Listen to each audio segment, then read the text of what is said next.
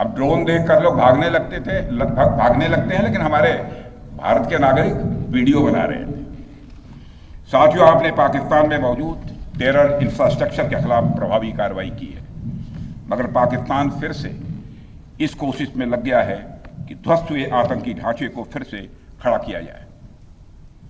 वहां की सरकार पाकिस्तानी आम नागरिकों से लिया गया टैक्स जैशे मोहम्मद जैसे आतंकवादी संगठन के आका मसूद अजहर को करीब 14 करोड़ रुपए देने में खर्च करेगी, जबकि वह यूनाइटेड नेशंस डेजिग्नेटेड टेररिस्ट घोषित हो चुका है।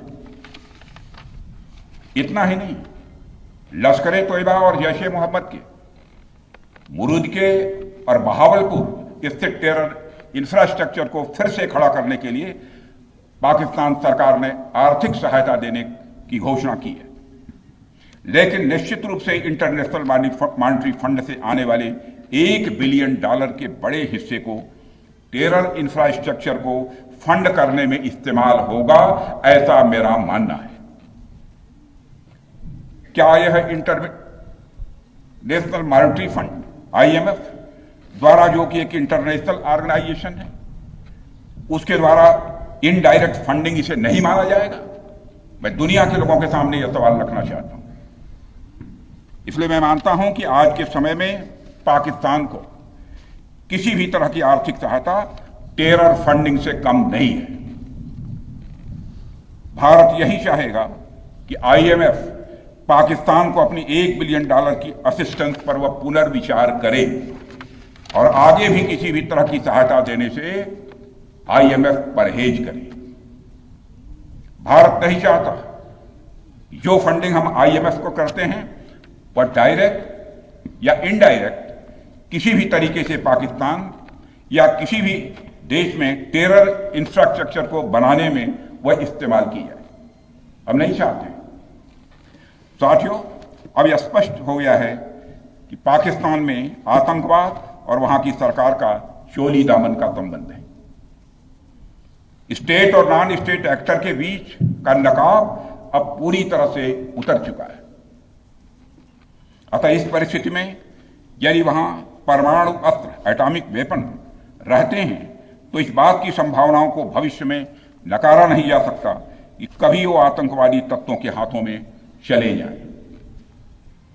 ये सिर्फ भारत के लिए नहीं बल्कि पूरी दुनिया के लिए और पाकिस्तान की आम जनता के लिए भी एक गंभीर खतरे की बात होगी। सारे विश्व और खासकर पाकिस्तान की आवाम को यह समझना होगा कि वो कितने बड़े खतरे के मुकाम पर बैठे हैं। वो एक ऐसे बारूद की ढेर पर बैठे हैं जिसके चारों तरफ माचिसों आपस में लड़ते हुए लोग हैं। इस हालात के लिए पाकिस्तान की फौज को संदेश देना चाहूंगा, कागज का है लिबास, कागज का है लिबास, चिरागों का शहर है, चलना संभल संभल के क्योंकि तुम नशे में हो।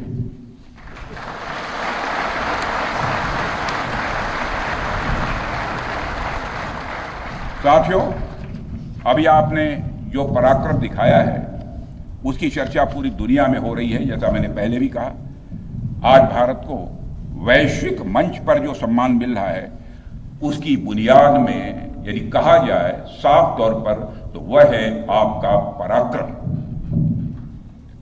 और यही कारण है कि भारत का बच्चा बच्चा आपको अपना आइडल मानता है, बच्चा बच्चा आपको अपना आदर्श मानता है। आपने पूरे देश को यकीन दिलाया है कि नया भारत अब सहन नहीं करता बल्कि वह पलटकर जवाब देता है।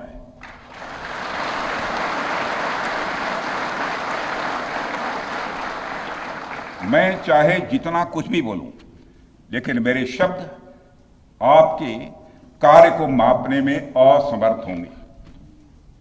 मैं कृतज्ञ राष्ट्र की ओर से आप सबके प्रति पुनः आभार व्यक्त करता हूं।